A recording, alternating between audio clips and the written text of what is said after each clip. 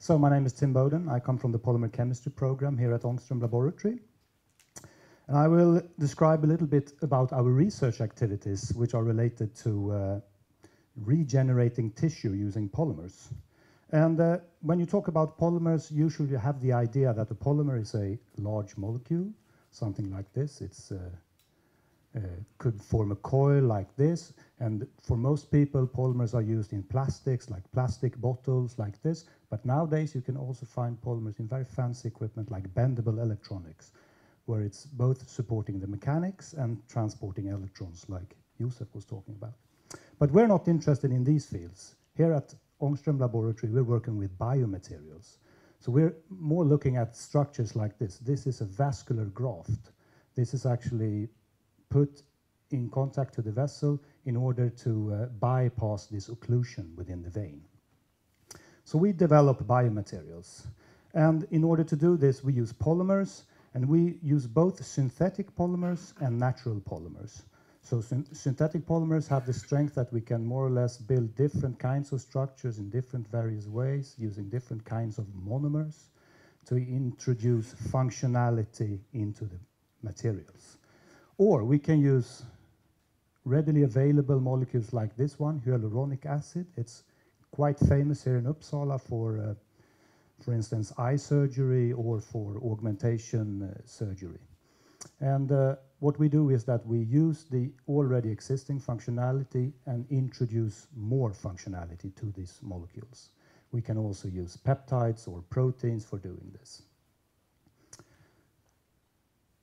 So this summarizes a little bit of the activity that we work with materials in biological applications, and the fields are called regenerative medicine or tissue engineering.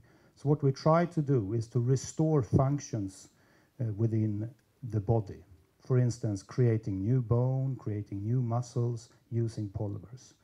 And these are some of the areas where we work, for instance, in bone reconstruction, where we have several different challenges like congenital birth defects, critical size defects, craniofacial reconstructions. For instance, if you have lost part of your skull, how do you repair this missing piece? We also have projects dealing with inflammatory diseases. That could be osteoarthritis, scarring, inflammatory bowel diseases. We also help out with cell transplantations.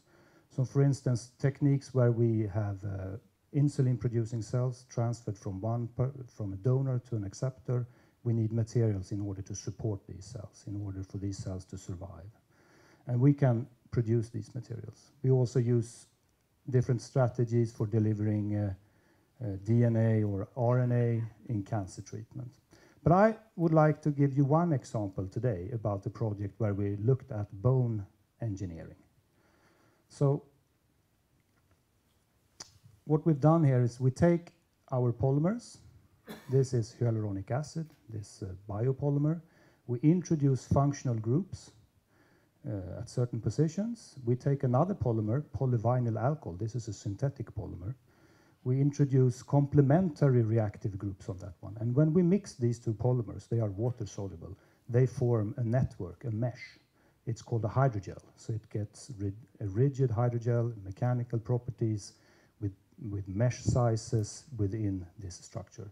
And mixing in now into these hydrogels, we blend biological additives. And these could be proteins, typical proteins that the biochemist studies. And these are proteins that will trigger a response from the human body, the response of creating new bone. So when we implant such a structure, it will signal to the surrounding tissue that stem cells should be attracted to this region and then migrate into the hydrogel, start to proliferate and start to produce bone. So this is the basic structure. And right. What we've done then is to look at a bone model for this. It's called ectopic bone model, which means that we're producing the bone outside the skeleton. So we take our two polymers, the water-soluble polymers, take one protein called bone morphogenetic protein. It's a protein that will sort of tell the cells that we need to produce bone. And then we inject this using the syringe into the muscle of the rat. And within this muscle, there are stem cells already in that muscle. So those stem cells will then start to migrate into the hydrogel, start to degrade the hydrogel, and build new bone. These are the femur bones of different rats, and these are the newly formed bones that once was the hydrogel. In this case, you can even see the injection channel where the hydrogel sort of backfilled the injection channel of the needle. So this is where bone is produced. So what we try to study, apart from making these materials, is also to study how much of these proteins are needed, how much is released, how much is degraded, because these are very sensitive proteins. And the next thing, of course, in our research is to bring this forward towards the clinical use. We're not particularly interested in all these animal studies. What we would like to do is to use this in the clinical situation. And we had the opportunity to test this material, this specific material, in a cranial defect. This is a surgical flap of the skull. The flap is removed from a patient with an underneath tumor. And the flap is removed, and the tumor is also removed, of course, and then the flap is replaced. But what is not replaced are the drill holes. So they are left untreated. So there will be open holes. And if you don't do anything, these will be small defects visual on the skull. So we had the opportunity now to study our material in these defects. So we could place the material in one of the defects and leave another defect empty. And we could also take part of the patient's own bone that was from the drilling and sawing and place in one of the defects. And in the final defect, we put the hydrogel alone without any additives. And then we could see the result from that study. And if you're now sensitive towards surgical pictures, I think you must be warned now, because the next picture will be a little bit bloody, not too much, but a little bit. It looks like this. So these are now the drill holes. So here we can see the syringe. It's filling up one of the drill holes. This is the hydrogel together with the bone morphogenetic protein and also a bone cement, so hydroxyapatite, which is a bone mineral. And this is the empty defect. This is the defect where you put the patient's own bone, and this is the hydrogel alone. And this is the result of the 6 months. This is the control where you left untreated. It's still a hole. If you just take the hydrogel alone without any additives, it's still a hole. If you use the patient's own bone, it works very nicely, but there's a very limited supply of this, so you cannot use it for all the holes. And we could also see the feasibility of our hydrogel together with the protein, that it actually produces bone within this patient.